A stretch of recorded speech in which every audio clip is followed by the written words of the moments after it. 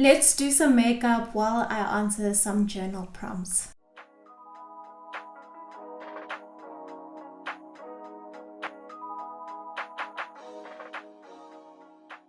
Morning, you guys.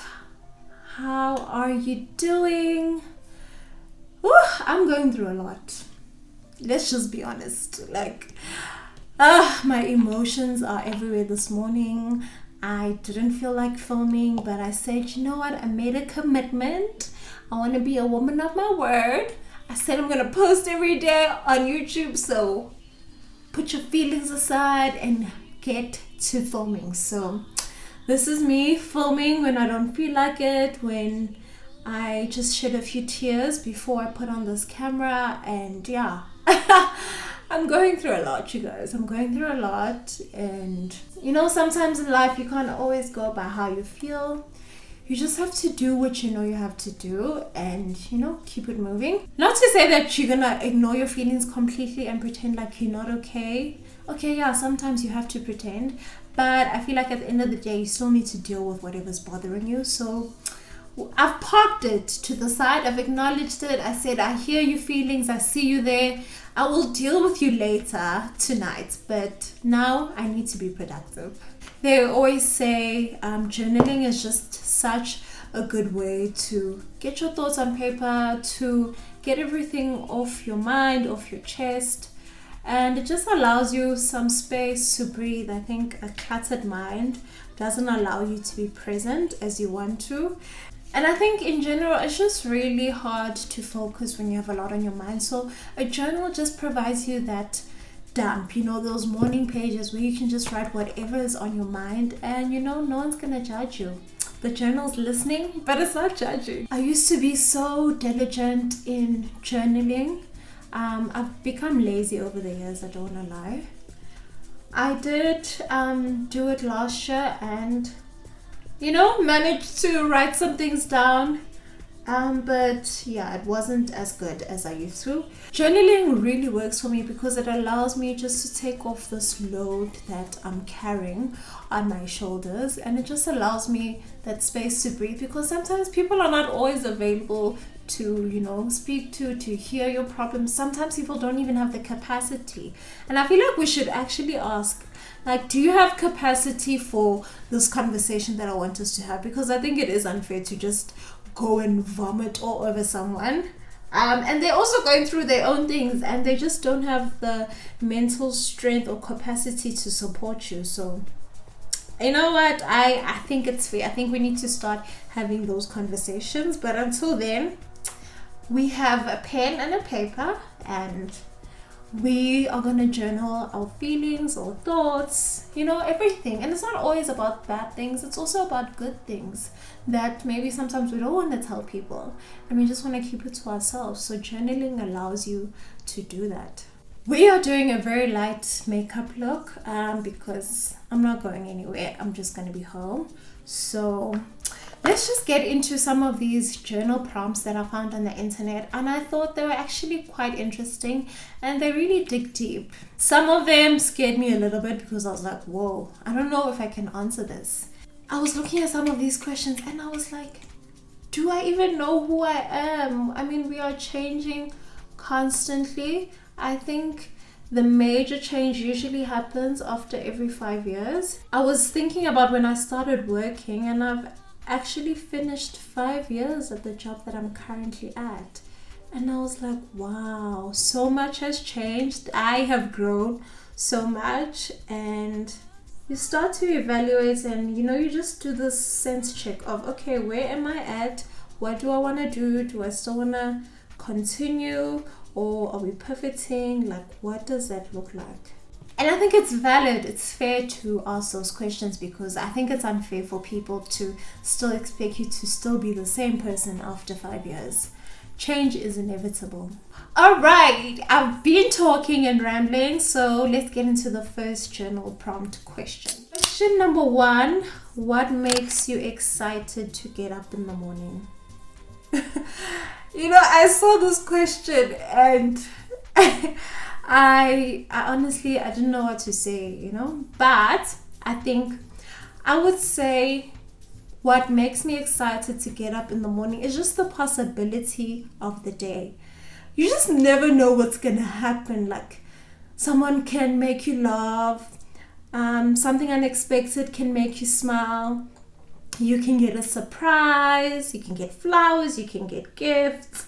The unknown is what gets me excited, honestly, because to be pretty honest, life can be very mundane. We can be very set in our routine and things can look the same week in, week out. So I think, honestly, the unknown for me right now is exciting because I think I have gotten to a place in my life where I'm a bit bored with knowing what's to come, what's going to happen. You know what happens during the week. You go to work, you come back, you cook, you eat, and so on and so forth. So I think just anything new and exciting, opportunities, just getting that email, that tada, that's what gets me excited in the morning, because now I'm living expected to see what's going to happen. I'm expecting good things to happen. Second question is, if I had all the money and the time in the world, what would I be doing? Child, honestly, I think I'd still be creating content. Like, I love creating content. I love creating memories. It's so beautiful to be able to look back. So I think I would still be doing that. I would be living in a different country, definitely. Like I said, I think I'm bored. And my environment hasn't changed in the past 5 years. Whereas when I was younger, I moved around quite a lot. I've lived in 10 different places in this short time of life that I've been in. So I think I'm itching for a move. So definitely, I would be living in a different country. I would definitely be going to different countries. Maybe not every month, but every year, definitely. I would go on mission trips. That's something that I really want to do. I think just to do something, selfless and something that doesn't really concern you and is about the well-being and the welfare of other people. I definitely would want to be doing that. Just giving back in general, volunteering, anything of that sort, because now I have all the time and the money in the world, so I'm not trading in my time for money. I would take my family on holiday, like every single one of us. We are going overseas, plan this amazing itinerary to explore different countries. I think there's just something so beautiful about bringing your family together, experiencing new things, and just watching them experience it as well is truly beautiful. So man, just to bless my parents and just to give them everything that they desire, and for them to also not have to worry about money. So that's a no-brainer. Honestly, that's all I could think of off the top of my head. There are probably more things that I would do if I had all the money and the time in the world, but I think, that's what comes up for me right now. Maybe that's just because of my current state of mind. I think your current state of mind changes when you have certain resources available to you. So the third question is, what am I afraid of? I'm afraid of everything. No, I'm just joking, you guys. Man, what am I afraid of? I don't want to talk about things that are out of my control, situations and events that can happen like death, because, it's inevitable. We're not here for a long time. We're here for a good time, What am I afraid of? I am afraid of going to the grave full. I don't know if you guys have ever heard of that term, but basically what it means is going to the grave with all your dreams, all your aspirations, everything, all your gifts and talents, because you never used them while you were still on earth. You were too afraid. You cared about what other people thought about you. You didn't think you were good enough. You didn't think you were confident enough. That's what I mean when I say going to the grave full. Everything that you were capable of achieving, you didn't do it, so you took it to the grave with you. Child, I do not want to get to heaven one day and Jesus shows me everything that I could have had, could have done, people I could have influenced, and I was in my little box because I was afraid, or I was like, you know what, this is the safe route to go, so let me just do this, because what I feel bubbling in my spirit is not gonna work. You know, there's always those things in our hearts that we would like to do, we'd like to achieve, and I believe that God is the one that puts the desires of our heart in us. But because we are so limited in our human capacity, we just think, but it's not gonna happen for me, so let me just not even try. That's what I don't want to be. So I'm gonna try, I'm gonna do whatever is necessary to succeed in whatever way that looks like. And if I fail, well, you know what? At least a girl tried. The fourth question is, what do I need to start doing and stop doing? I need to start waking up early and be a morning person, because Sana, I am struggling. The struggle is so real. Guys, I'm gaslighting myself into becoming a morning person. I am telling myself I am a morning person, but it hasn't happened yet. It's gonna happen one day, I promise you. What do I need to stop doing? I need to stop talking down to myself. Guys, if you were to hear myself talk, you would think I hate myself. Like, sometimes the things I say to myself, I would never say that to anybody else. So why do I talk to myself like that? So I need to stop the self-deprecation and definitely the self-doubt. I doubt myself, like I do. It might not seem like it, but I really, really do. And I have this like mini panic, like, oh my gosh, me? Can I do this? I can't. I'm not capable.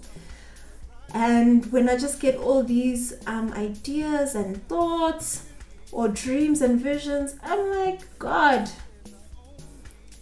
you trusting me to do this? I don't know if I can do it. Oh, get somebody else to do it. Guys, this eyebrow, oh, I'm gonna look stupid. The eyebrows like omzala, and it's fine, guys. I'm charged because question number 5. Do I love myself?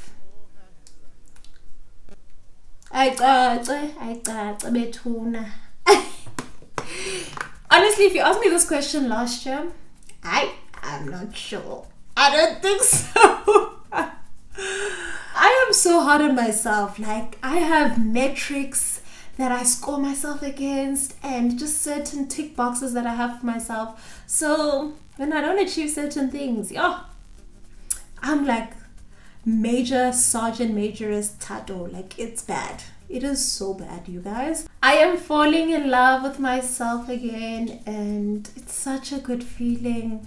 Man, it's been a while. I can't remember feeling this good about myself. What am I most proud of? I am most proud of the work that I've put in, the inner work. Guys, to know yourself and to heal is hard work. It's so uncomfortable. Not a lot of people want to do it. Not a lot of people actually get to do it. But man, oh man, when you are on that road to self-discovery, to healing, you just feel like you've conquered a mountain. And I've put in work the past 2 years. Like, I'm not even gonna front. I'm not going to lie. And I have cried tears, proper tears, because I don't want to do it anymore. It was just so painful having to unravel and break down just to be put back together again, like Humpty Dumpty. It's not nice. I don't want to lie to you. It sucks. It's not cute, but it is so necessary, because when you start to peel off those layers bit by bit and you start to see the inner you, the true you, the person that you've always been at childhood, and you start to see that little girl again, man, that glow just starts to come from within you, and you start to heal the little girl in you, the little boy in you. It's everything. Like, no one can take that away from you. So I am the most proud of putting in the work when I didn't feel like it, when it was uncomfortable, And I did it, and I continue to do it, because you never fully arrive and say, yeah, no, diphelele ke ngoku, I am this healed, whole person. I mean, eventually you can get to that place, but like, you know, life, you know, people, you know, friends, you know, family, you know, like there's just always something that's gonna happen and it's gonna trigger you, and then you're not starting all over again, but you just have to remember the work that you put in, reframe certain things, and then, you know, you're back on track. So I'm really proud of myself. The seventh question: what does success look like to me? Success is freedom. Success is having options. Joy, overflowing success is peace with myself, knowing that I sleep well at night. Like, success can't be quantified, but it's just a state of contentment for me, and just being at ease, you know, that is what success is to me. Success is succeeding after failing and trying again and not giving up. Success is when I keep on trying even when I don't see the results. Success is being able to say it is well in all areas of my life. Question number 8: what do I have now that I prayed for? My job. No. I'm joking. Jokes. I've prayed for a lot of things that I have right now, but I have a job. I have gladness in my heart, you guys. 2023, 2024 were the ghettoest years of my life. Sana utini, kauti 2023, 2024. You, and funobabona. Bendigoa. What I have now is my mind. I have my mind back, guys. I was depressed in those 2 years. I feel like myself again. I can experience pure joy. I can laugh and genuinely be happy. And at times I just did it just to fake it, because you're in front of people and you don't want people always asking you, what's wrong? Singing the same song when every day, alright, I have prayed for this. I have prayed for this motivation that I have to be doing 75 videos in 75 days. Am I crazy? Like, what? I would never have done this last year. Guys, I literally posted 8 videos last year. Like, what a joke. I wasn't present, man. Like, I wasn't here. I don't know where I was, but man, just to be able to exhale, that's what I have now that I've prayed for. The second last question: what are my top 3 strengths? Guys, I am the most organized ton ever. Like, I said it. Give something to me to plan, I'm gonna do it. It'll get done. Like, I am a planner, I am an organizer at heart. Sometimes I feel like maybe I should have been in the events industry. I don't know, but like, I thrive off of that stuff. I really enjoy it so much. So is planning, organizing 1 or 2 strengths? I don't know. Let's just separate them. I would say my other strength is that I am an achiever, so I get things done. It's definitely hard for me to start sometimes, or I delay starting. But once I get started, it's running like a well-oiled machine. Like, yeah. So I'm so good at maintenance. I'm so good at just keeping things going and just having that continual movement in anything. Are we looking cute or what? The last question is, what are 3 things I can improve on? I can definitely improve on my self-talk. I think I am very hard on myself. I've come a long way, I won't lie, but I think it can definitely still get better and improve. So the way I speak to myself can improve significantly. I would say another thing I need to improve on is my discernment of just situations and people. I think I always give people the benefit of the doubt, which I still don't think is a good thing. But man, oh man, do people take advantage. So maybe let me say boundaries. I need to improve on my boundaries and learning to say no more often, and that is what I'm gonna start doing this year. And then the last thing I would say I want to improve on is time management. Yeah, guys, I don't like being late, hey? I mean, even if I'm not late by like an hour or 30 minutes. Okay, I have been late for 30 minutes.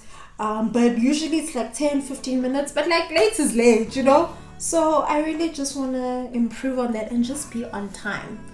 And on time doesn't mean if you're supposed to be there at 10, you arrive at 10. You're not on time, you're in time. So arriving at least 5-10 minutes before the actual start.